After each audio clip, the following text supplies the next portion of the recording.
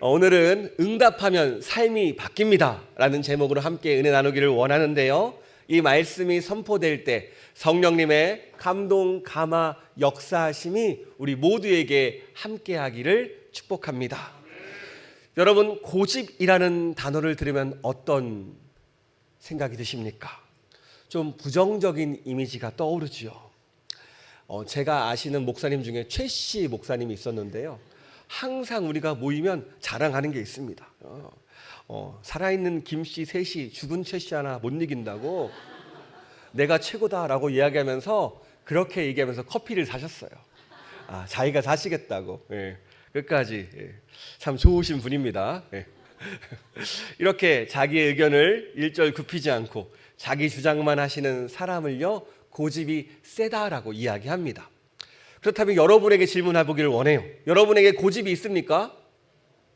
있지요. 말하지 않지만 다들 고집이 있습니다. 이것은요, 내가 말하면 괜히 없어 보이지만 옆 사람에게 물어보면 나와요. 너 고집이 있니? 라고 물어보면요, 같이 사는 사람에게 물어보시기 바랍니다. 바로 즉석에서 답이 나와요. 저도 사실 고집에 대해서 관심이 없었는데 저희 따님께서 고집이 생기면서 이 고집에 대해서 관심을 갖기 시작했어요. 여러분, 그렇습니다. 우리는 고집이라는 것을 가지고 살아요. 그런데 여러분, 혹시 나무의 새싹을 보셨습니까? 나무가 새롭게 자라는 새싹을 보면요, 되게 부드럽습니다. 연해요. 그리고 이게 점점점 자라나면서 나뭇가지가 되죠. 그런데 이 나무가 죽어버리면 어떻게 될까요? 고사목이라고 하는데요, 이 죽어버리는 나무는 딱딱해집니다. 그리고 썩어버리죠. 마치 고집은 이와 같습니다. 우리 안에 생명이 있으면 우리의 마음이 부드러워져요. 받아줄 수 있어요. 이 정도쯤이 하면서 웬일로 이번에는 쉽게 받아줍니다. 그런데 내 안에 생명이 없으면 어떻게 돼요? 딱딱해져요. 그렇다면 여러분, 우리가 어떻게 생명을 얻을 수 있을까요? 예수 그리스도에게 내 삶을 맡기길 축복합니다. 내 삶의 주도권을 예수님에게 맡기길 축복합니다. 그러면 우리는요, 신기하게 생명을 얻습니다. 이 생명이 내 안에 함께 하셔서 내가 놀라운 은혜를 얻는데, 그냥 얻는 게 아니라 풍성한 은혜를 얻습니다. 여러분, 혹시 내가 고집이 세다고 생각하세요? 다른 이의 말을 들을 여유가 없다고 생각하십니까? 그렇다면 우리에게 무엇이 필요해요? 예수님의 생명이 필요합니다. 이 시간 말씀이 선포될 때 예수님의 생명이 우리의 마음과 우리의 심령과 우리의 생각을 적시는 그 은혜의 시간 되기를 축복합니다. 오늘 본문을 보시면 예수님께서 사역하시는 모습을 보게 됩니다. 우리 함께 13절 말씀 함께 화면을 보며 읽도록 하겠습니다.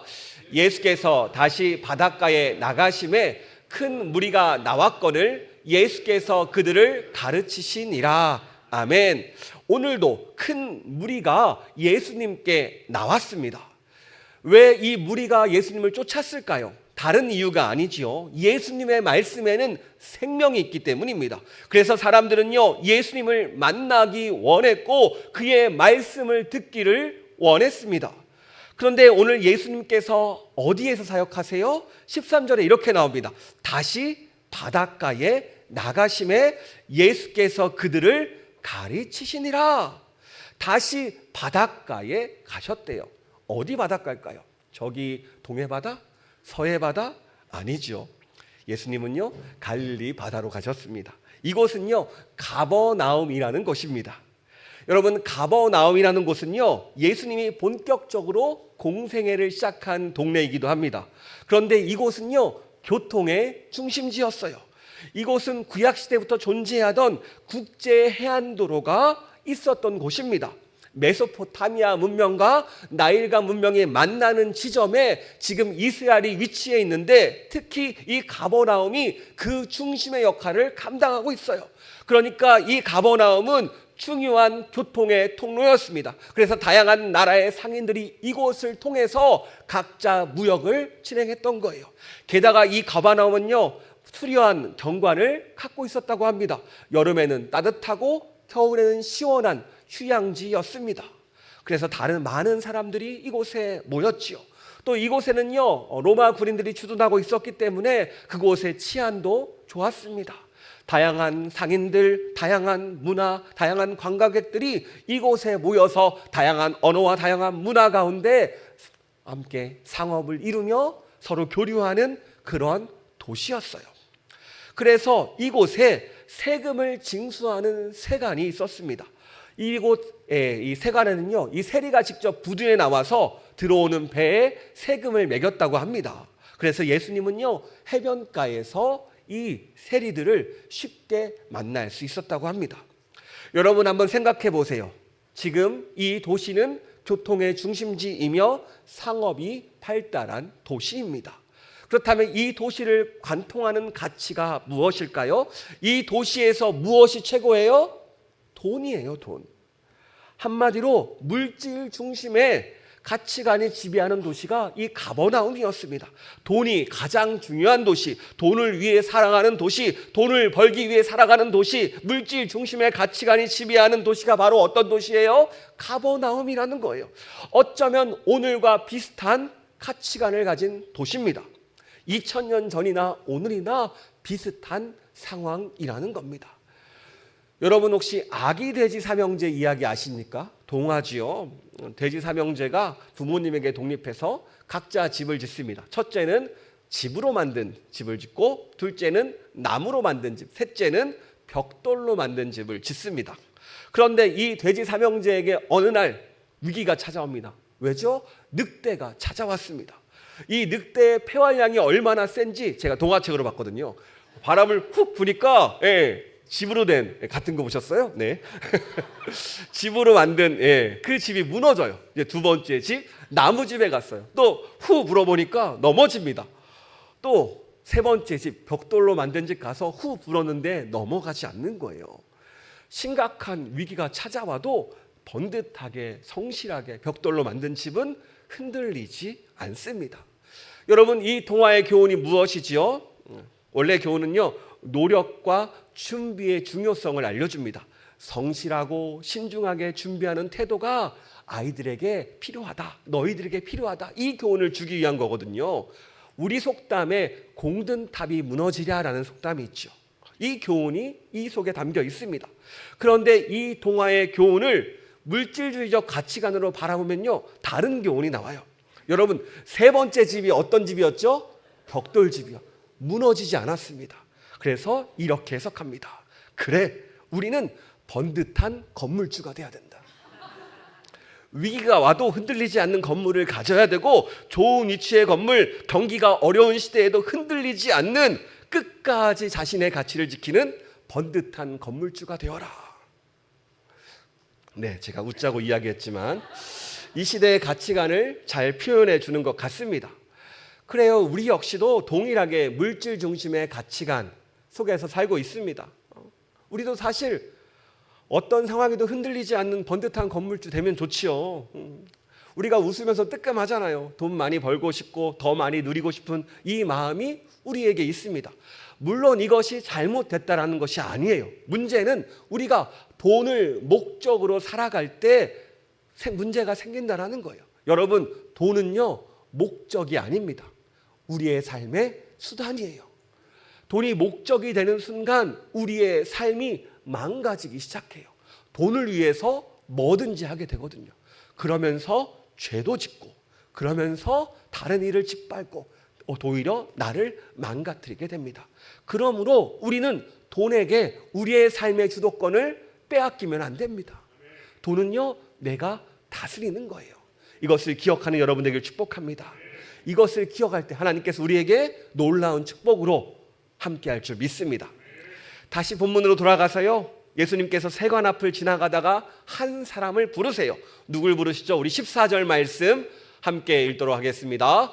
또 지나가시다가 알페의 아들 레위가 세관에 앉아 있는 것을 보시고 그에게 이르시되 나를 따르라 하시니 일어나 따르니라. 아멘. 예수님께서 누구를 부르셨어요? 알페오의 아들 레위입니다. 여러분, 이 레위라는 이름을 누가 지었을까요? 누가 지었을까요? 방금 나왔는데 누구의 아들이에요? 아빠 알페오가 졌겠죠. 네. 여러분, 레위라는 이름 왠지 익숙하지 않습니까? 야곱의 12지파 가운데 12아들 가운데 레위라는 아들이 있었습니다. 그리고 12지파가 되죠. 이스라엘 12지파. 여러분, 레위 지파를 아십니까? 레위 지파는요, 제사장 지파이면서 예배를 담당하는 지파입니다. 그렇다면 레위라는 이름이 가진 뜻이 무엇일까요? 연합이라는 뜻이거든요. 그래서 이들은요, 백성들과 하나님을 하나로 연합시키는 역할을 감당했어요. 그러니까 아무에게나 레위라는 이름을 지어주지 않았습니다. 레위라고 이름을 가진 사람은 대부분 레위 지파 사람이거나 레위 지파와 관련이 있는 사람들에게 이 레위라는 이름이 지어졌다라는 거예요. 여러분, 자녀들의 이름을 지을 때 그냥 지은 게 아니죠. 여러분, 뜻이 있어서 졌잖아요. 저도 저희 자녀들의 이름을 지을 때 신앙적 의미를 담았습니다. 물론 제가 짓지는 않았습니다. 전적으로 저희 처에게 맡겼죠. 요즘은 그렇습니다. 예. 예, 첫째 주원이는요, 주님이 원하는 아이. 그래서 주인주 으뜸원에서 주님 최고다라는 이름을 줬어요. 둘째는요, 예원입니다. 어떤 의미겠어요? 최고다. 예, 그래요. 제가 그리고 미리 셋째 이름도 전했습니다. 뭘 것 같아요? 주, 예수, 그 다음에 뭐예요? 예, 성원이라고 적어놨습니다. 물론 저희 처가 허락하지 않았습니다. 여기서 안타까움이 있지만요, 여기까지 하겠습니다. 예. 이와 같이요, 우리는요, 부모는 자녀에게 이렇게 살아라 라는 의미로 이름을 지어줍니다. 여러분, 생각해 보세요. 레위라는 이름을 가진 이 사람이 있어야 할 자리가 어디일까요? 원래 이 사람은요, 하나님과 연합하는 자리, 예배의 자리에 있어야 됩니다. 하나님 품 안에 있어야 돼요. 그런데 이 레위라는 사람이 어떤 일을 하고 있습니까? 지금 세간에 앉아서 세리로 일하고 있어요. 이게 맞는 걸까요? 물론 당시 세리는 아무나 할 수 없었습니다. 세리가 되기 위해선 기본적인 능력이 있어야 돼요. 높은 학력도 필요했고, 적어도 3개국어 이상은 해야 됐고, 세간에서 일하려면 더 다양한 언어들을 할 때 다른 나라에게 세금을 걷잖아요. 이렇게 언어 능력이 뛰어났어야 돼요. 또 이들은요, 부유한 배경이 있어야 됩니다. 세리로 임명받으려면요, 로마 정부에게 일정 금액 돈을 지불하거나 일정 보증을 한 다음에 그 다음에 임명받을 수 있었습니다. 그래서 이 세리라는 직업은요, 합법적으로 다른 이들에게 세금을 더 받는, 그래서 때로는 비정해야 되고 비정한 만큼 더 많은 이익을 얻는 직업이었어요. 이런 삶을 살아가는 사람을 다른 이들이 좋아할까요? 아니죠. 유대인들에게 세리는요, 민족의 피를 빨아먹는 매국노였습니다. 부정과 부패의 대명사였어요. 그래서 유대인들은 이들을 뭐라고 취급했습니까? 죄인이라고 이야기해요. 여러분, 이런 상황 가운데 유대인인 이 레위가 세리가 되었다라는 것은 어떤 것을 의미할까요?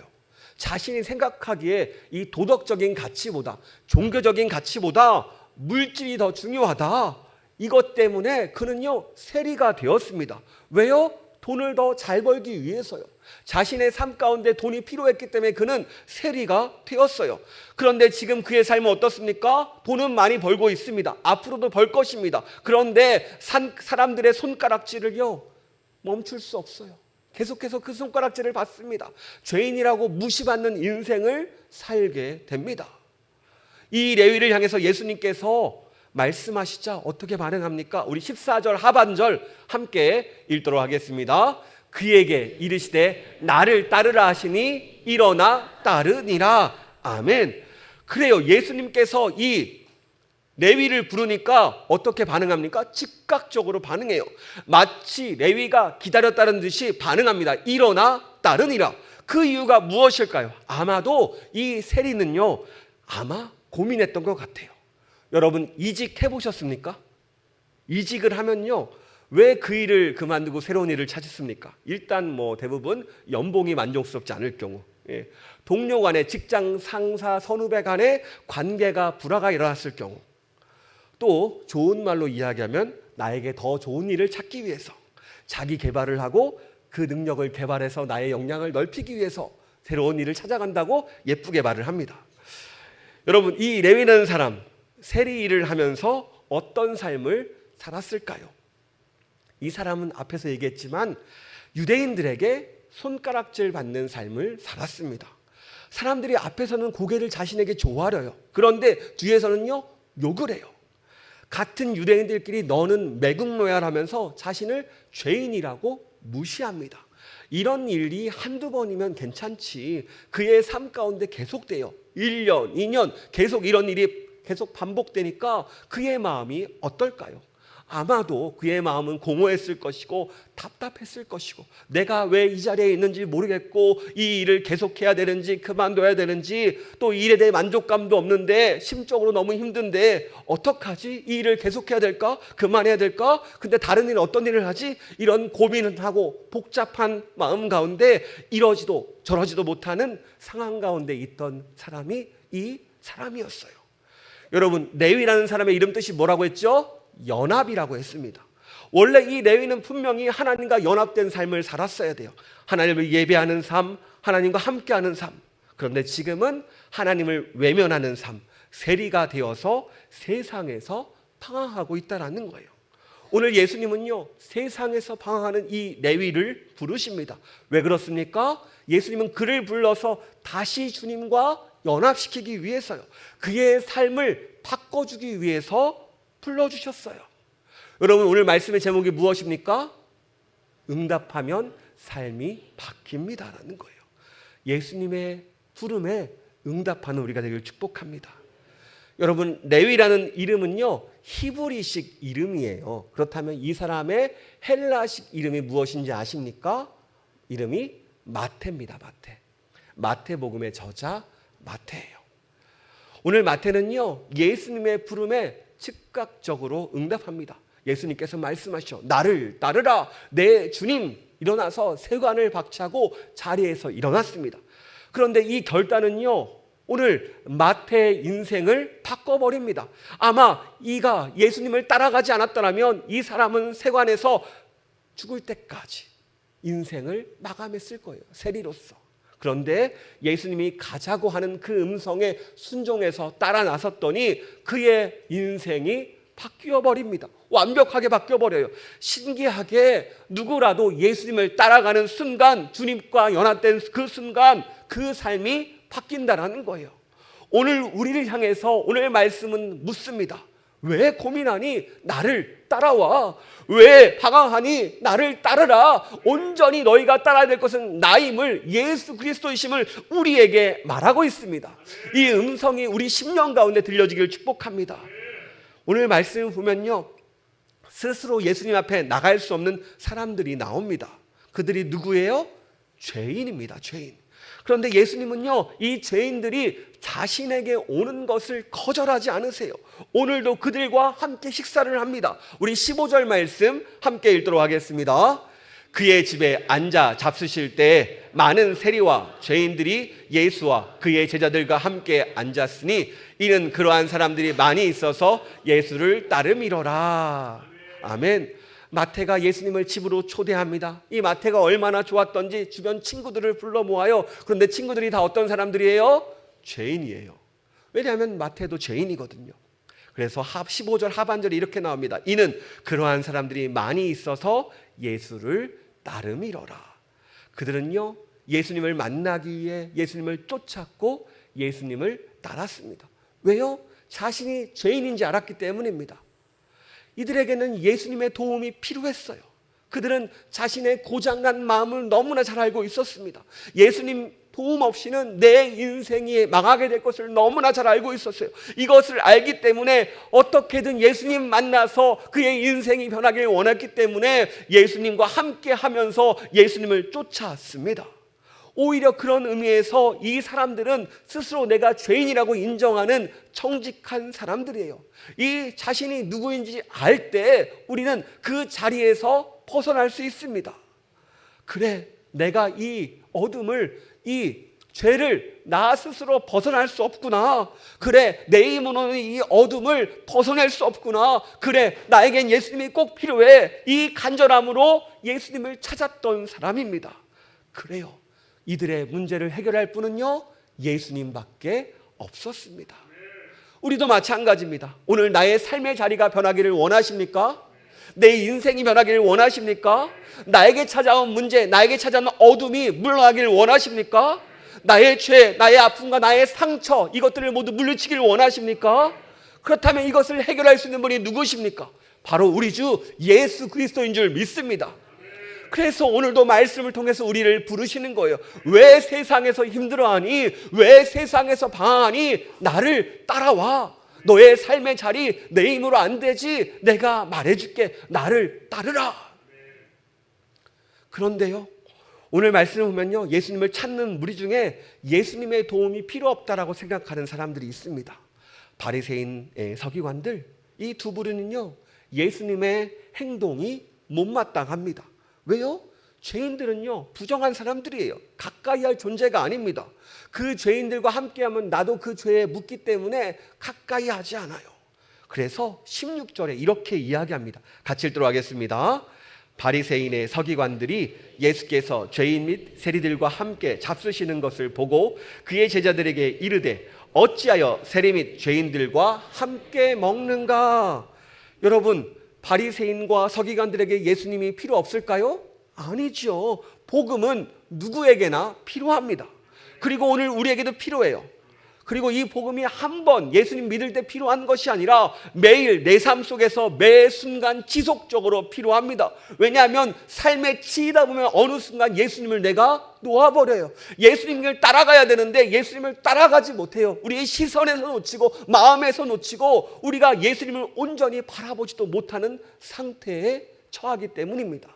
이 예배의 자리는요, 예수님을 다시 모시는 자리입니다. 왜냐하면 이때 모셔야 한 주간 승리할 수 있기 때문이에요. 여러분, 오늘 예수님께서 왜 죄인들과 식사했습니까? 다른 게 아니에요. 이들이 예수님을 더 원했기 때문입니다. 이들이 예수님을 초대해서 함께 하자고 하니까 예수님요, 그들의 간절함에 응답하셨어요. 그들의 초대에 응답했습니다.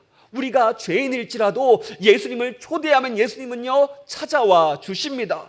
여러분, 오늘 어떤 마음으로 예수님을 찾아오셨습니까? 주님, 내 마음의 죄 속에서 나를 건져주시옵소서. 주님, 나를 어둠에서 꺼내주시옵소서. 주님, 나의 아픔 가운데 도와주시옵소서. 주님, 나를 살려주시옵소서. 이 간절함에 주님은요, 응답해 주실 줄 믿습니다. 그리고 응답해 주시는 이유를 17절에서 알려주세요. 우리 같이 읽도록 하겠습니다. 예수께서 들으시고 그들에게 이르시되 건강한 자에게는 의사가 쓸데없고 병든 자에게래야 쓸데있느니라. 나는 의를 부르러 온 것이 아니요 죄인을 부르러 왔노라 하시니라.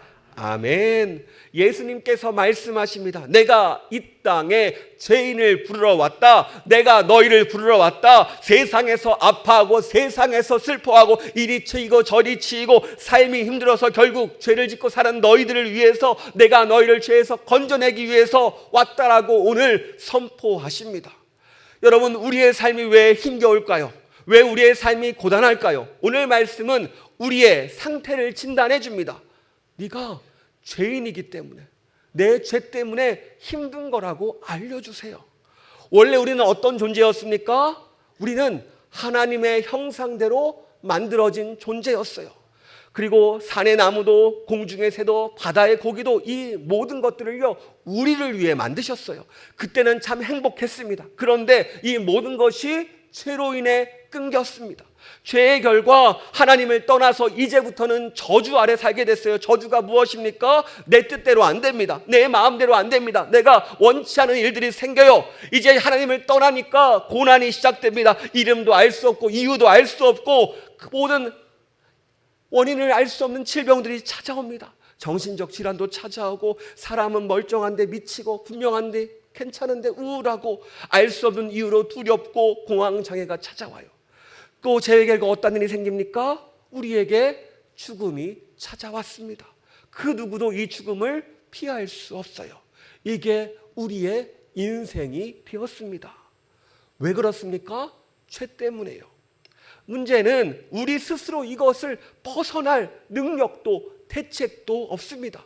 그래서 사람들은요, 자신만의 길을 찾아 나섭니다. 그래, 돈을 많이 벌면 이 상황에서 변할 수 있을 거야. 새벽부터 저녁까지 열심히 일해서 돈을 벌지만, 손에 쥐지만 여전히 허무합니다. 여전히 그의 삶은요, 변하지 않습니다. 그래, 내가 명예가 없어서 그러는 거야. 내가 가진 돈으로 권세를 얻습니다. 명예를 얻어요. 이렇게 돈으로 높은 위치에 올라가 보지만 여전히 그의 삶은 똑같아요. 허망해요. 행복하지 않습니다. 왜 그렇습니까? 왜 그럴까요? 여러분, 물고기는 어디 살아야 행복할까요? 물에 살아야겠죠. 나무는 어디에 살아야 행복할까요? 땅에 뿌리를 내리고 있어야 행복하겠죠. 마찬가지입니다. 우리는요, 하나님의 형상으로 만들어졌습니다. 하나님을 떠나서는 행복을 찾을 수 없어요. 이것을 알려주고 있습니다. 하나님을 떠난 죄의 결과로 인생의 문제가 찾아왔다면 이 문제를 해결하면 되겠죠. 어떻게 해결합니까? 예수님을 만나고 예수님을 따르면 되는 거예요. 오늘 마태처럼. 오늘 예수님께서 이 마태를 부르신 이유가 무엇입니까? 마태를 향해서 외치세요. 마태야, 세상에서 그만 방황해. 나를 따라오라니까. 세상에서 그만 아파해. 나를 따라와. 세상에서 그만 넘어져. 나를 따라와. 이제 너의 모든 것들, 너의 아픔, 너의 슬픔 나에게 다 맡기렴. 이 마음을 가지고 예수님께서 이 마태를 불러주셨어요. 오늘 마태를 불러주셔서 그의 죄를 해결해 주시고 예수님의 제자로 그의 삶을 완벽하게 바꿔주셨습니다. 그렇다면 오늘 우리는 예수님의 도움을 어떻게 받을 수 있을까요?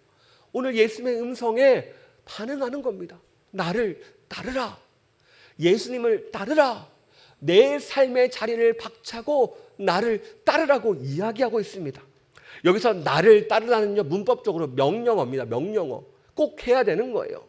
따르지 않으면, 예수님을 따르지 않고서는 결코 우리가 편할 수 없습니다. 내가 이제부터 너의 삶을 인도할게. 나를 따라와라. 너의 고집이 아니라, 너의 인생이 아니라 내가 책임진다. 예수 그리스도를 따라와라. 내가 너의 인생을 편하게 하겠다. 나를 따라오라고 오늘도 우리에게 말씀하고 계십니다.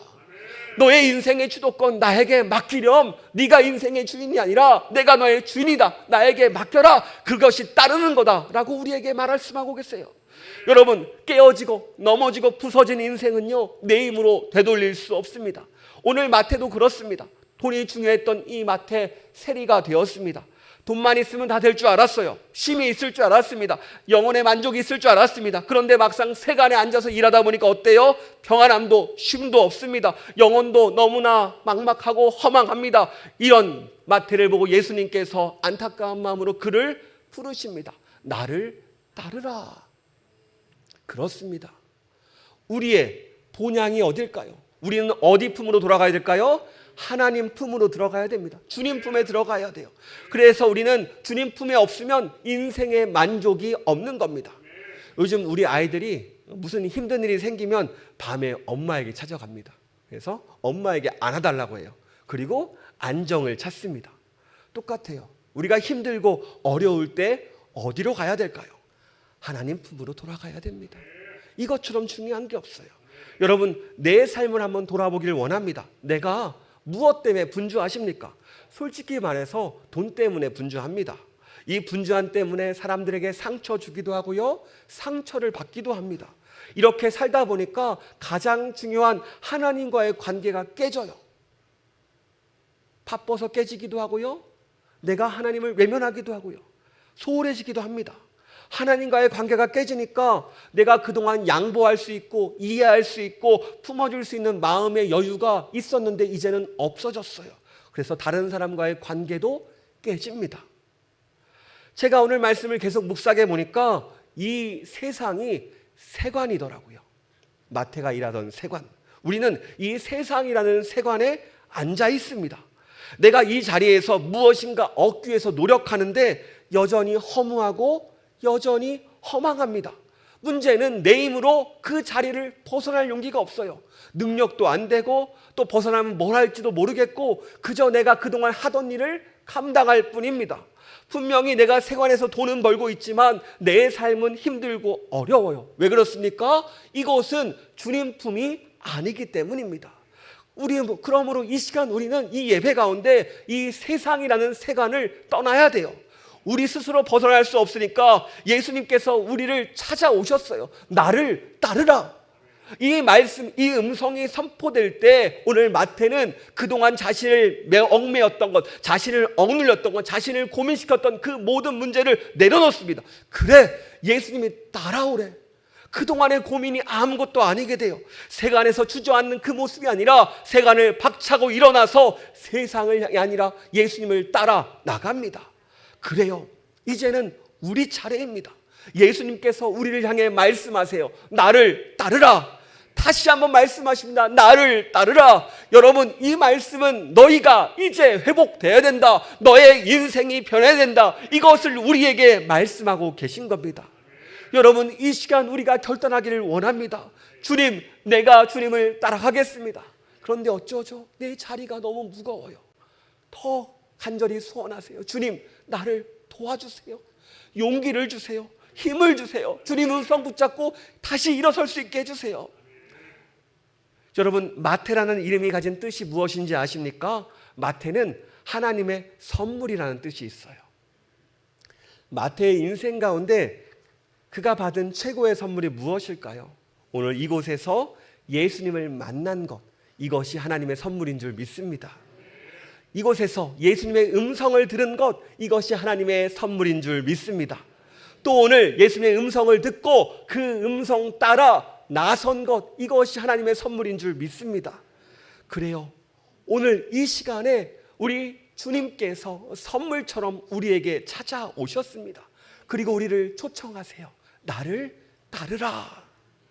여러분, 이 주님의 음성에 용기 내서 그 음성 따라가는 우리가 되기를 축복합니다.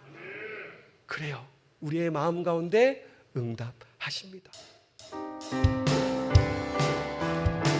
우리 박수 치며 찬양하도록 하겠습니다. 주 하나님, 주 하나님, 독생자 예수 날 위하여 오시었네.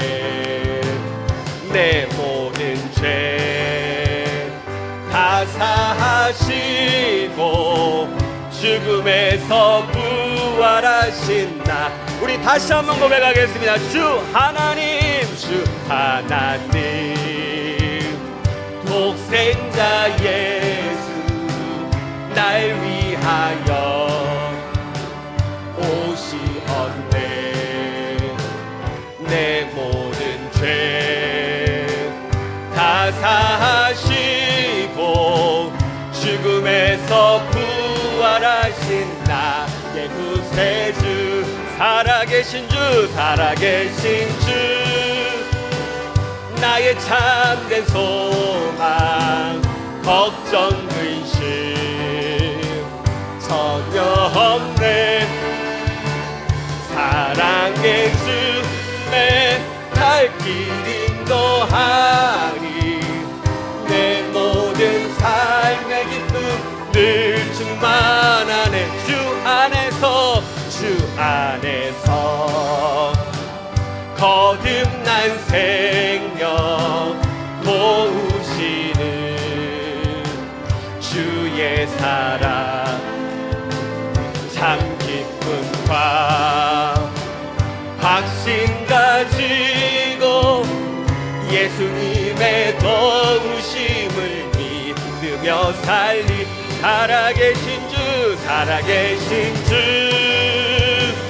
나의 참된 소망, 걱정 근심 전혀 없네.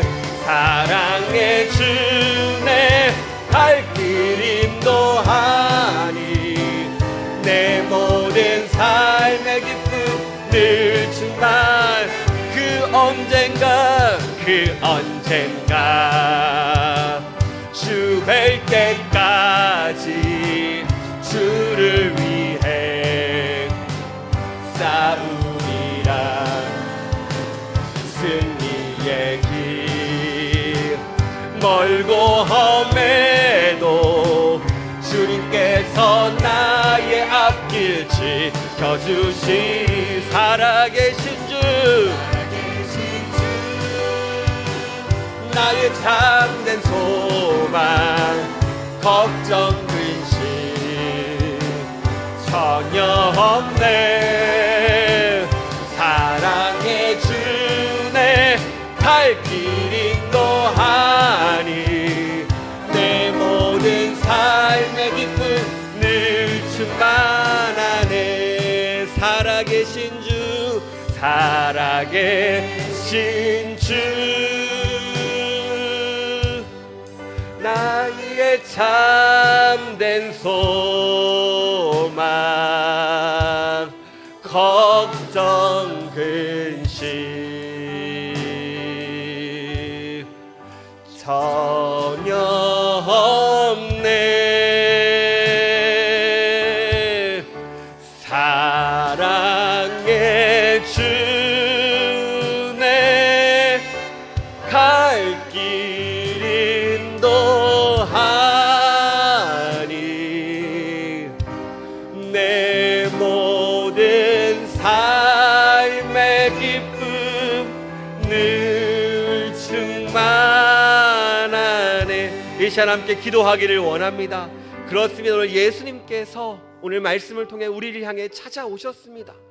너희들 세간에 앉아 있는 것이 아니라 나를 따라라.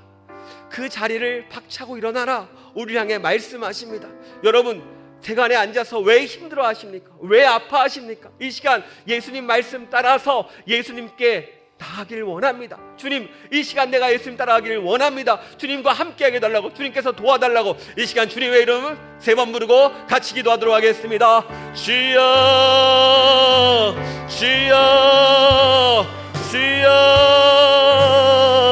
하나님 아버지 감사합니다. 아버지 감사합니다. 아버지 오늘 말씀을 통해서 내 삶의 어려움이 하나님 안에 있기 때문에 죄 때문인 줄 알았습니다. 죄의 결과 아프고 힘들고 허망하고 허무하고 너무나 고생길 가운데 있었습니다. 주님 이런 나의 모습을 주님께 맡겨드립니다. 아버지 이 시간 내가 예수님을 믿으며 예수님께 나아가오니 아버지 나를 구원해 주시옵소서. 아버지 이 시간 내 인생의 주도권을 맡겨드리고 내 인생의 주도권을 다하며 주님을 따라가기를 원합니다. 아버지 이 시간 임재하셔서 우리를 만져주시고 이 시간 안에 결단하며 나갈 때 내가 주님을 따라갑니다. 내가 주를 따라가겠습니다. 이 결단 가운데 함께 하여서 온전히 주님께서 함께 할 줄 믿습니다. 주여 임할 줄 믿습니다. 아버지 역사하시옵소서. 아버지 나타내 주옵소서. 아버지 임재하여 주옵소서. 주님께서 함께 할 줄 믿사오니 아버지 오늘 나타내 주시고 함께 하시고 은혜 부어 주시옵소서. 주님만을 사랑합니다. 주님만을 사랑합니다. 주님만을 사랑합니다. 아버지 이 시간 가운데 함께 하여 주시고 아버지 나타내시고 아버지 임재하셔서 오늘 가운데 주의 은혜 가운데 충만케 하여 주시옵소서.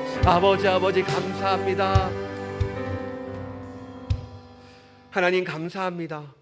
오늘 우리 가운데 찾아오셔서 또 우리를 불러주시니 감사합니다.